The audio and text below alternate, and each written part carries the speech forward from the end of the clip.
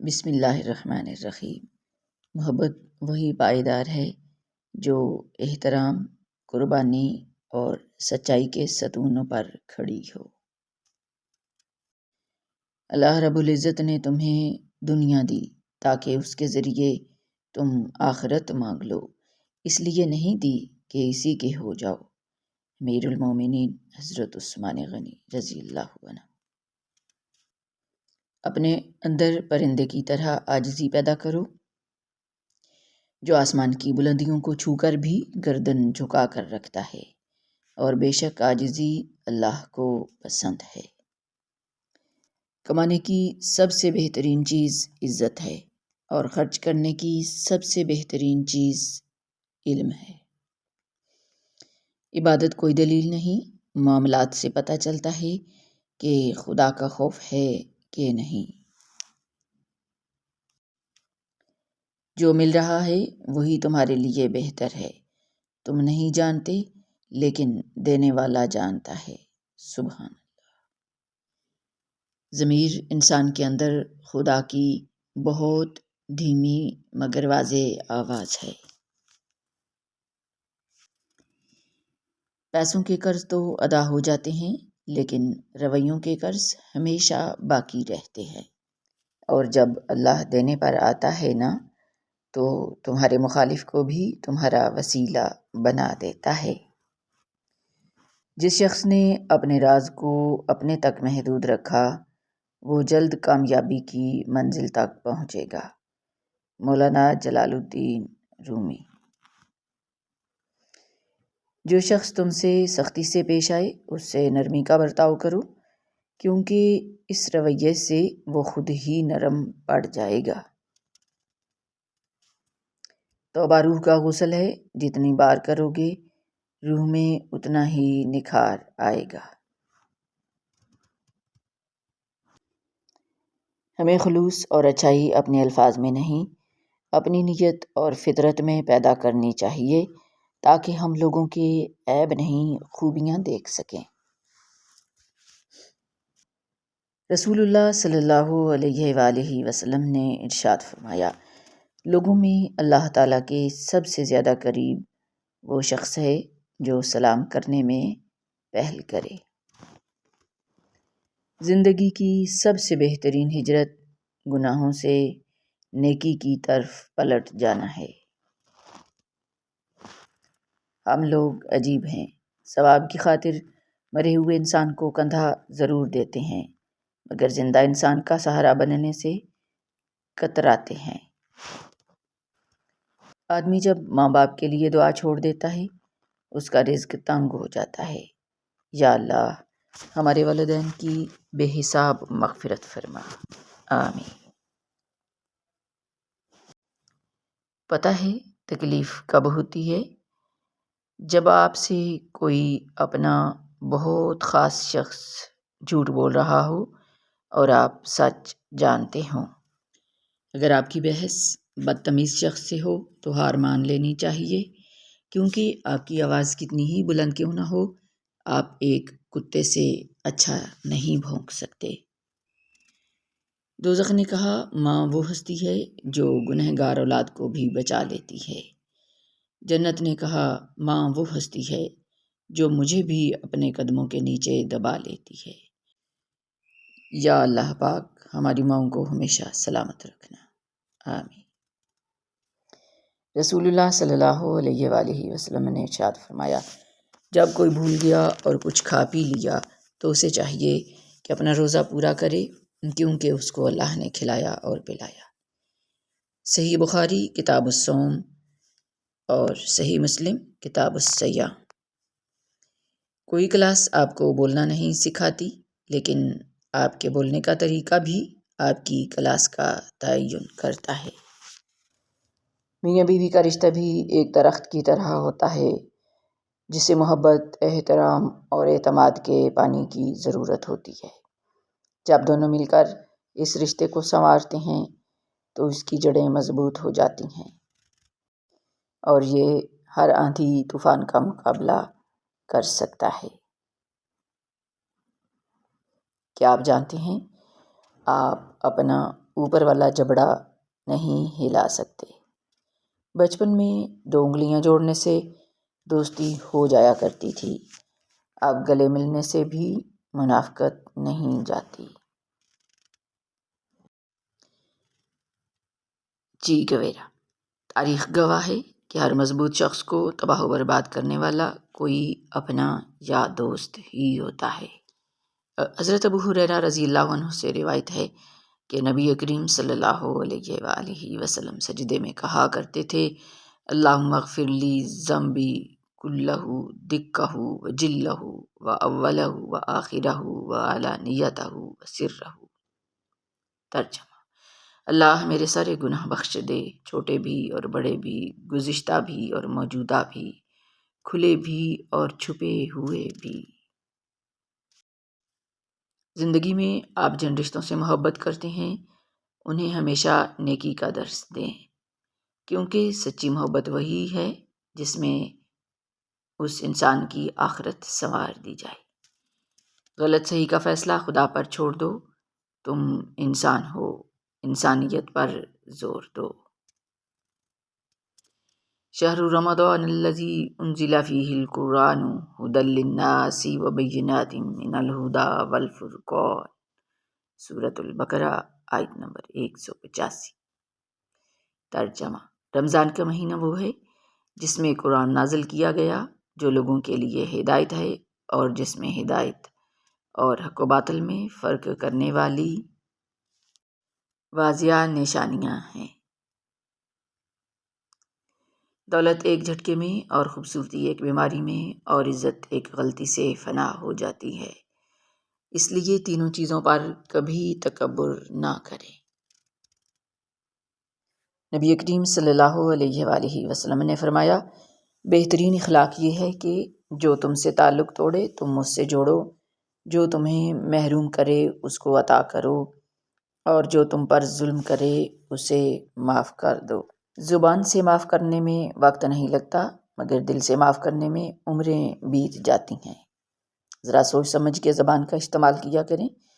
دل کی عدالت سے ہر کوئی اتنی جلدی باعزت بری نہیں ہوتا۔ حاسد کی حالت یہ ہوتی ہے کہ وہ محسود یعنی جس سے حسد کرتا ہے اس کو نقصان پہنچانے سے پہلے اپنے آپ کو نقصان پہنچا لیتا ہے۔ اللہ آہستہ آہستہ تمام دنیاوی سہاروں کو آپ سے الگ کرتا ہے، اس لیے نہیں کہ آپ بے سہارا ہو جائیں، بلکہ اس لیے کہ آپ کو رب کا سہارا صاف اور نمایاں نظر آنے لگے۔ دل کا بوجھ ہلکا کرنا چاہتے ہو تو صرف اپنے رب کی بارگاہ میں رویا کرو۔ یہ وہ جگہ ہے جہاں نہ ماضی کا طعنہ دیا جاتا ہے، نہ مستقبل کا خوف دلایا جاتا ہے، بس رحم اور کرم کے پردوں سے ہم گنہگاروں کو ڈھانپ لیا جاتا ہے۔ اے میرے رب، مجھے تنہا نہ چھوڑ، تیرے سوا میرا اور کوئی سہارا نہیں۔ مجھے دکھوں اور پریشانیوں سے نجات دے اور میرے معاملات آسان فرما دے۔ آمین ثم آمین۔ خوش قسمت ہیں وہ لوگ جن کے پاس برے بھلے کی تمیز کروانے والی ہستیاں موجود ہیں۔ تربیت کا اصول پہلے گھر پر ہی لاگو کیا جاتا ہے۔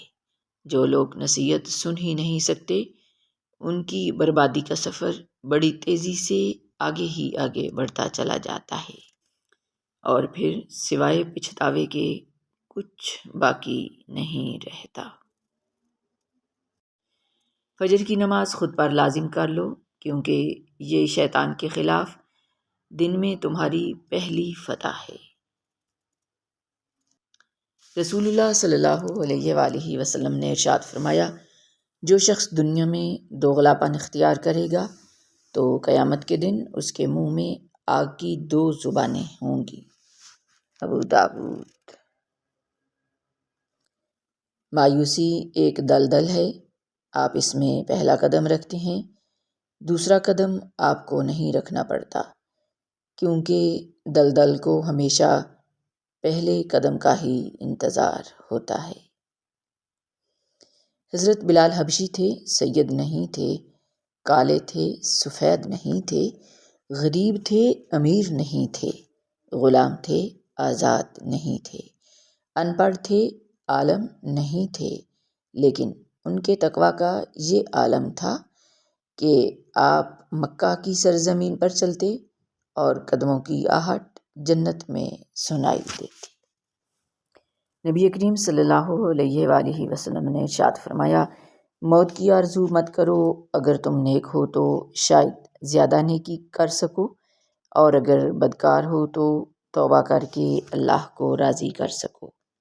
صحیح بخاری، حدیث نمبر 5327۔ اپنے دکھ کسی کو بتانے کا کیا فائدہ، کیونکہ دشمن اس سے خوش ہوتے ہیں جبکہ آپ کے دوست پریشان اور اللہ ناراض ہوتا ہے۔ آپ کو جو کچھ بتانا ہے اپنے اللہ ہی کو بتاؤ۔ جب ہم کسی سے گلے ملتے ہیں تو نہ ہمارے گلے میں ڈگریاں ہوتی ہیں، نہ ہمارے ماتھے پر ہمارے خاندان کی تفصیل لکھی ہوتی ہے۔ یہ صرف آپ کا اخلاق اور کردار ہوتا ہے جو دوسروں کو آپ کا گرویدہ بنا دیتا ہے۔ رسول اللہ صلی اللہ علیہ وآلہ وسلم نے ارشاد فرمایا، اگر تم اپنے دل کو نرم کرنا چاہتے ہو تو مسکینوں کو کھانا کھلاؤ اور یتیموں کے سروں پر شفقت سے ہاتھ پھیرو۔ حضرت بایزید بستامی فرماتے ہیں، میں سمجھتا تھا کہ میں اللہ سے محبت کرتا ہوں، مگر جب حقیقت کا مجھ سے پردہ اٹھا تو معلوم ہوا پہلے مجھے اللہ نے چاہا، تب مجھے اللہ سے محبت کی توفیق ہوئی۔ کسی کی پہچان علم سے نہیں ہوتی بلکہ ادب سے ہوتی ہے، کیونکہ علم تو ابلیس کے پاس بھی تھا لیکن وہ ادب سے محروم تھا۔ امام غزالی۔ امام شافعی فرماتے ہیں، اللہ تعالیٰ کے راستے پر چل پڑے ہو تو تیز بھاگو، اگر مشکل ہے تو آہستہ بھاگ لو، تھک گئے ہو تو چل لو، یہ بھی نہیں کر سکتے تو گھسیٹ لو، مگر واپسی کا کبھی نہ سوچنا۔ رب انی مغلوب فانتصر، میرے اللہ میں بے بس ہوں، تو میری مدد فرما، آمین ثم آمین۔ چھوٹی چھوٹی غلطیوں سے رشتے ختم نہیں کرنے چاہیے۔ یہاں کوئی پرفیکٹ نہیں، سب میں ہی غلطیاں ہوتی ہیں، رشتے نبھائے جاتے ہیں بہت کچھ برداشت کر کے، بہت کچھ درگزر کر کے۔ جو شخص چھوٹے چھوٹے معاملات میں سچائی سے لاپرواہ ہو، اس پر اہم معاملات میں بھروسہ نہیں کیا جا سکتا۔ کبھی ضرورت مند کو اپنی چوکھٹ پہ ذلیل مت کرنا، کیونکہ اوپر والا کٹورا بدلنے میں دیر نہیں کرتا۔